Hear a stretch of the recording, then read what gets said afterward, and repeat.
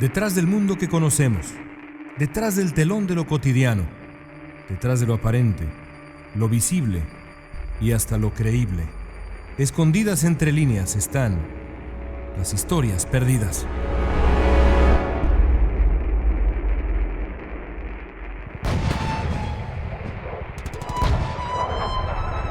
Pocas horas de la humanidad han sido tan oscuras como la Segunda Guerra Mundial. Los crímenes de guerra de la Alemania nazi, que incluyeron el genocidio de 6 millones de judíos, entre ellos 1 millón de niños, estarán para siempre escritos en la historia de la infamia del género humano. Son casi incontables los episodios de crueldad despiadada que ocurrieron a lo largo de los 6 años que duró la conflagración global. Para finales de 1945, cuando la guerra finalmente terminó con la rendición de Japón tras la devastación nuclear de Hiroshima y Nagasaki, buena parte del mundo se encontraba en ruinas. Europa en particular estaba prácticamente destruida. Alemania había sido bombardeada sin clemencia por los aliados, después de que las tropas de Hitler hicieran lo propio a principios de la década de los 40, cuando parecía que el nazismo ganaría la batalla. Millones de familias se vieron obligadas a seguir adelante diezmadas, muchas de ellas completamente aniquiladas por la maquinaria nazi. La magnitud del horror, un genocidio sin comparación en la historia humana, quedó exhibida en toda su depravación cuando las tropas aliadas liberaron los campos de concentración de Hitler. No había lugar a dudas. Aquel periodo representaba la manifestación más clara de la locura, la crueldad y la posibilidad de la maldad en el hombre. Pero como a veces ocurre en los momentos de mayor oscuridad, algunas figuras emergerían durante la guerra para demostrar que la bondad, aunque escasa, también había conseguido florecer en aquellos años. Fue así como el mundo conoció a Oskar Schindler, el alemán que en un acto humanitario consiguió salvar la vida de 1.200 judíos al emplearlos en una fábrica de Cracovia. Pero Schindler no fue el único bienhechor que arriesgó todo lo que tenía para salvar a miles de seres humanos perseguidos por el nazismo. Quizá la historia más conmovedora sea la de Raoul Wallenberg, joven sueco que luchó con uñas y dientes para salvar de la muerte a decenas de miles de judíos en Hungría en el momento más violento del exterminio nazi. Wallenberg nació en Suecia en 1912. Su padre había muerto unos meses antes de su nacimiento, así que el joven creció bajo la tutela de su abuelo paterno, un hombre sofisticado y cosmopolita que enseñó a su nieto no solo el arte de la diplomacia, sino que le proveyó de una educación integral que incluyó el aprendizaje de por lo menos 4 idiomas. Después de terminar el servicio militar y estudiar la carrera de arquitectura en Estados Unidos, Wallenberg trató de encontrar su lugar en el mundo. A la edad de 23 años viajó a Palestina, donde el Estado de Israel era todavía un sueño lejano.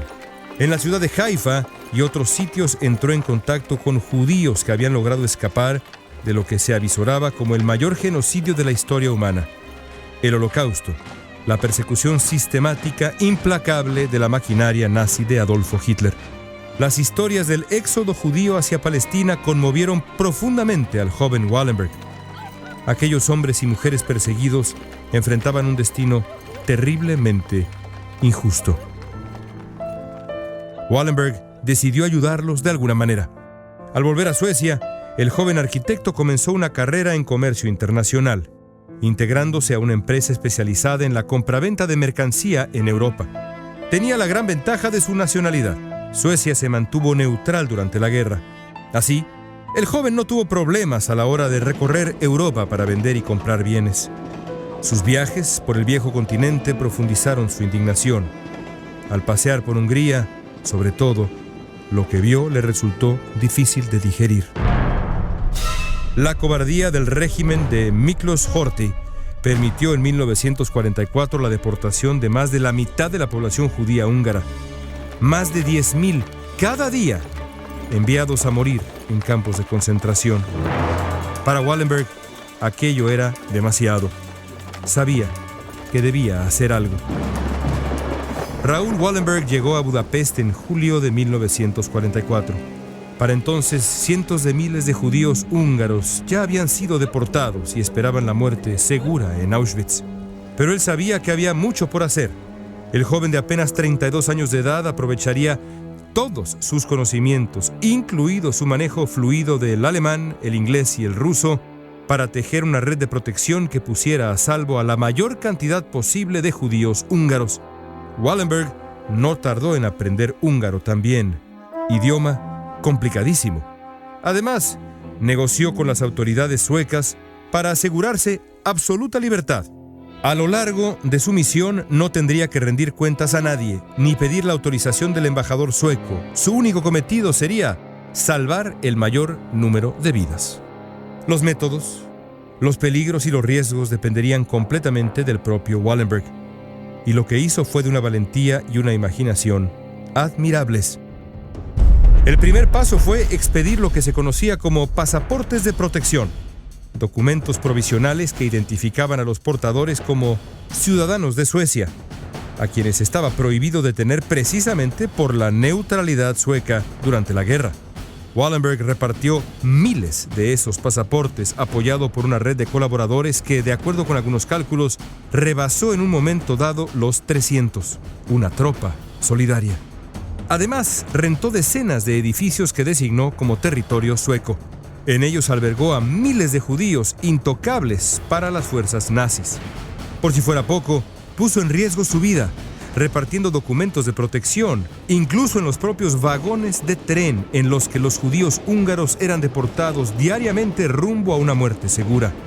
El esfuerzo de Raoul Wallenberg continuó hasta el último día de la guerra. Para entonces había salvado a decenas de miles de personas de morir. Para finales de 1944, con el ejército ruso a las puertas de Budapest, seguía luchando.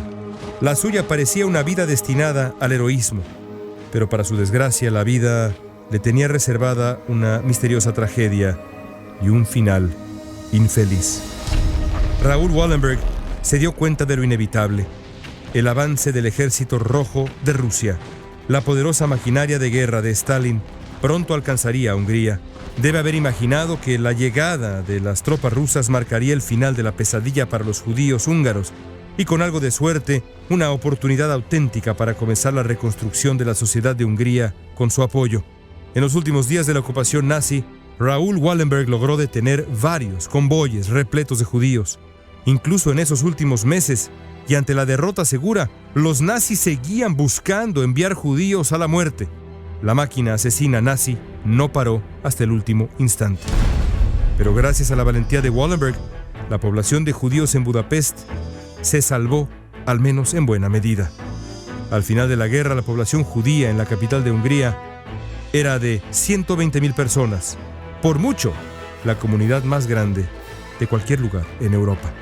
En otras palabras, lo que el joven diplomático sueco había conseguido era un acto de heroísmo y generosidad incomparable durante la Segunda Guerra Mundial.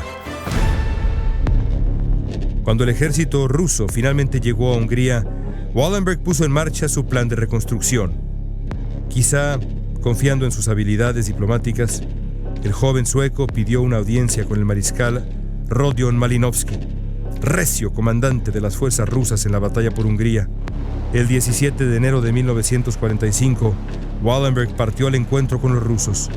Tenía la esperanza de conseguir su apoyo para un ambicioso programa de reconstrucción, lo que consiguió en esas horas de enero, a finales de la mayor y más dolorosa conflagración de la historia humana, fue algo muy, pero muy diferente.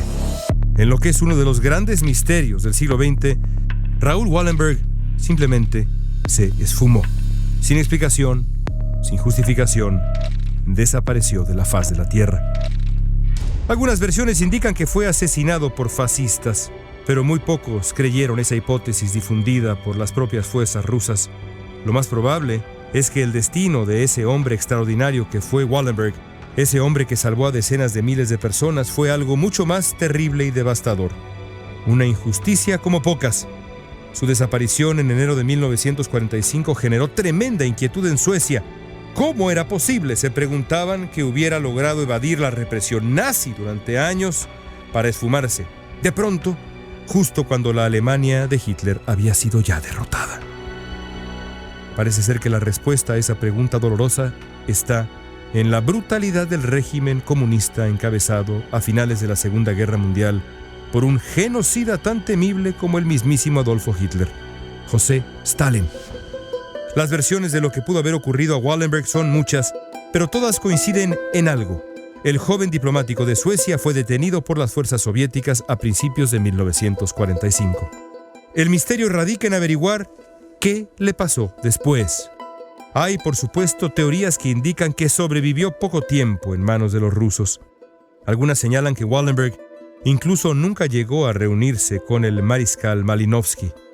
De hecho, la versión oficial, difundida por el propio Ejército Rojo, indicaba que Wallenberg había caído abatido por un grupo de fascistas cuando iba a su encuentro con el comandante de Rusia.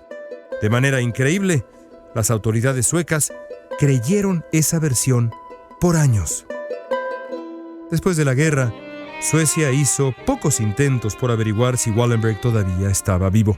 Fue una gran injusticia y un error porque, de acuerdo con otras hipótesis, Wallenberg no fue asesinado en Hungría en enero de 1945, sino que sobrevivió para ser enviado a malvivir los siguientes años de su vida en alguna de las severas prisiones rusas de Siberia. Quizá en alguno de los campos de trabajo forzados del feroz Gulag, el sistema penal de la Unión Soviética. Pero si eso fue lo que ocurrió, ¿por qué querrían los soviéticos detener a Wallenberg? Es otro enigma y difícil de resolver. Quizás se debía a su cercanía con Estados Unidos, tal vez lo consideraron un espía. Lo único cierto es que, de acuerdo con algunas versiones, Wallenberg logró sobrevivir hasta 1987, refundido en alguna terrible prisión rusa, pagando como un criminal cuando en realidad merecía ser celebrado como un héroe, casi un santo que salvó a miles de personas inocentes de morir.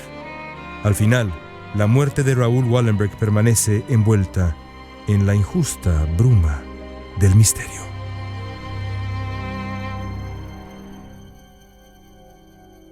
Esto fue Historias Perdidas, escrito y narrado por León Krause, editado por Guillermo Espinosa y Jorge Farías, producido en Clio por Daniel Krause.